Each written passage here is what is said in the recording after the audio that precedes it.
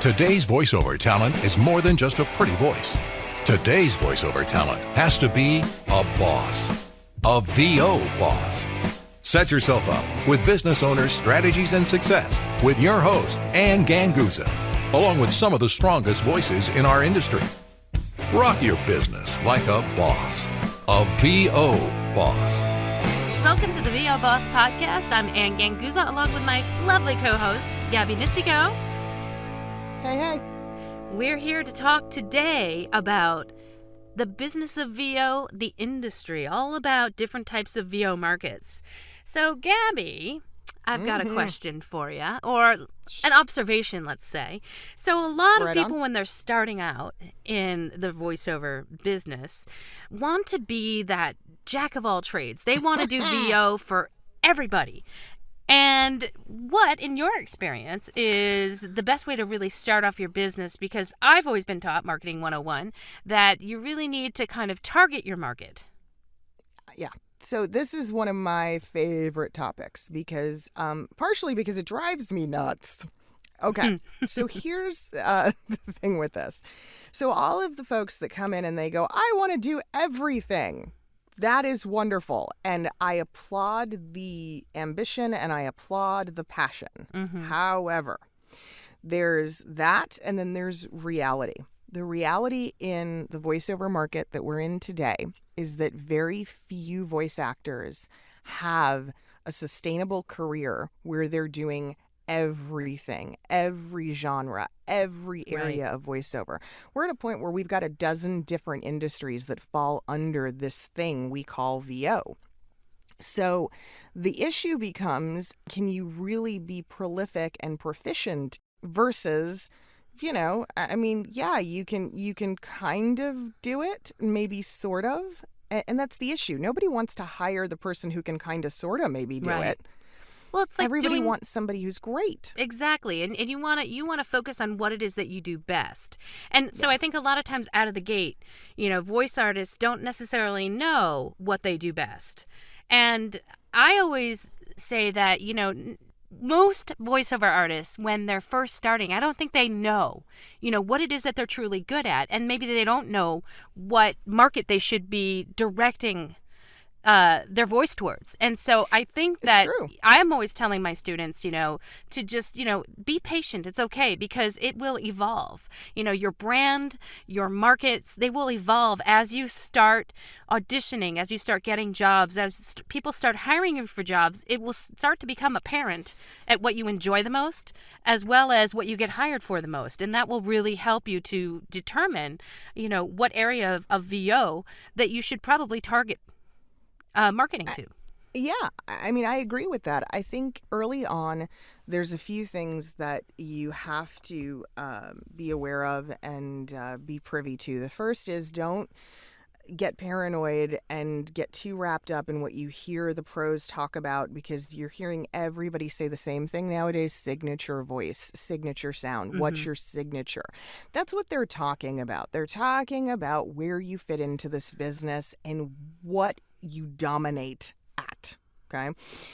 And that doesn't happen overnight. Right. You probably don't know the answer to that right now. So your first goal and your first step, and this is part of the early stages of training in voiceover, is to do just that. Train to figure out what you are naturally good at and inclined toward and what you're not.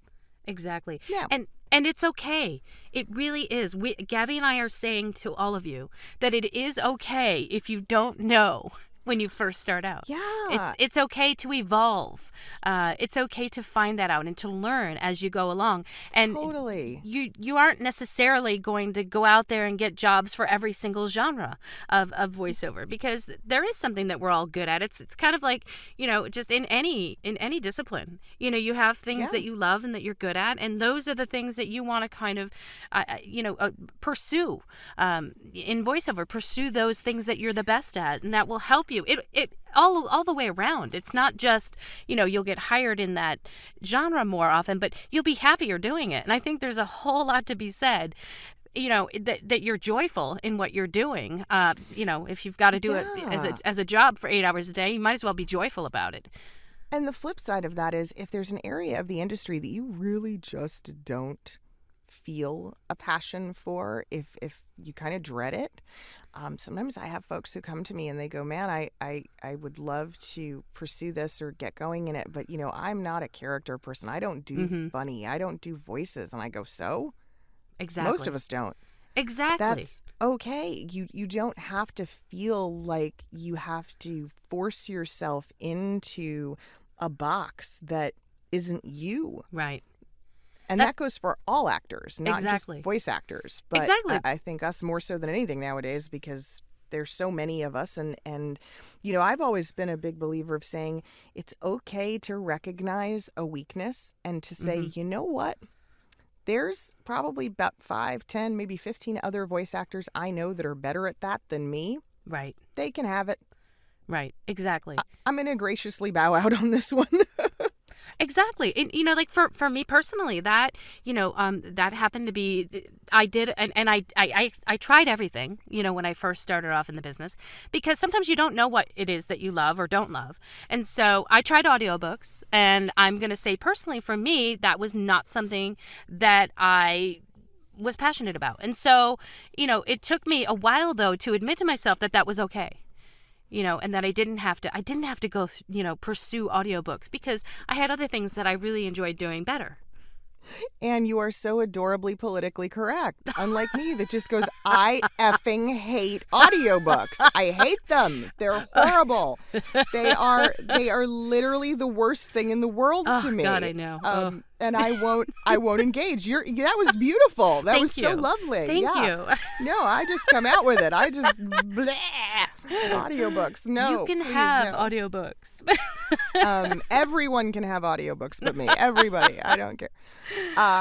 And it's like that for all of us, and there are different areas. Sometimes I teach classes, and I'll have folks do that, and I'll have one or two people in the room who are really super passionate about audiobooks, and I'm honest with them. What I'm going to do as a coach is direct you towards the people that I know in this industry can help you thrive there. Exactly. And obviously that's not me, because I don't have a passion for the genre. And I'm the same way. And that's what I love about this industry, though, is that if you've been successful and you've been in the industry long enough, you will have those go-to people. And I'm happy to refer people, that, I'm not a character voice actor, although sometimes I like to think I am. But there are lots of really wonderful coaches and instructors out there that I would gladly refer my students to, because that's not really my niche. Yeah. The other thing that you have to realize, and also just a really important part to the life of a voice actor and what we do every single day, is that, and Anne, you said this earlier, the industry will dictate to some extent. Yeah. As time goes on and as you start to book, you're going to see patterns. If you're tracking your jobs, if Absolutely. you are actively engaged in your booking process, you're going to see patterns. And obviously, as a smart business owner, you're not going to ignore those patterns. Exactly. You're going to go, hey, wait a second. How do I use this to my benefit? How do I continue this trend if it works? Exactly.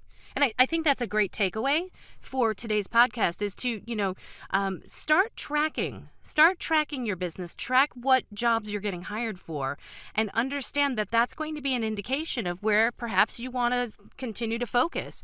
And if you also have additional areas that you want to work in, I'm not saying you need to limit yourself to one genre.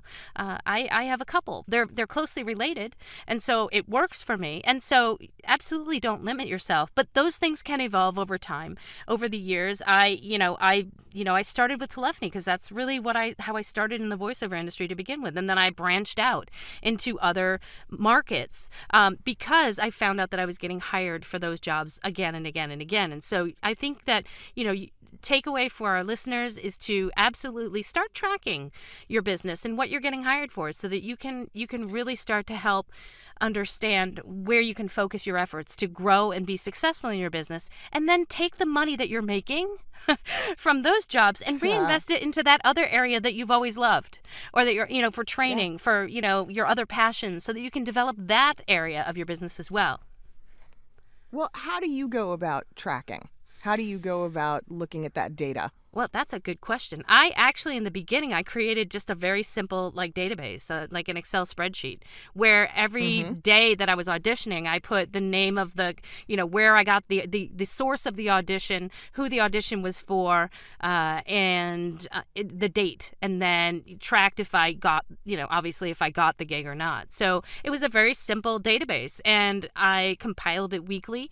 And, it was really great because, again, it's one of those things that we talked about in our last episode, was writing things down. It really gives you a concrete look at how things are progressing in your business. And so where I thought that I was doing a certain amount of auditions a week, once I started tracking my auditions, I all of a sudden realized that, whoa, I wasn't doing as many as I thought. In my head, I was doing hundreds of auditions. And I was like, well, what's happening? I'm not booking at the rate that I should be. But in reality, when I started actually tracking it and writing it down, my number was way off. What about you, Gabby? How do you track it? Yeah, mine's a little bit different. So I track jobs. I track the paid bookings, and I do it via my invoices. My invoices are extremely detailed. As a matter of fact, on a personal note, nothing drives me nuts more than talent who, when they submit an invoice for a job, it just says voiceover. Yeah. And then nothing. And then the rate of pay. Yep.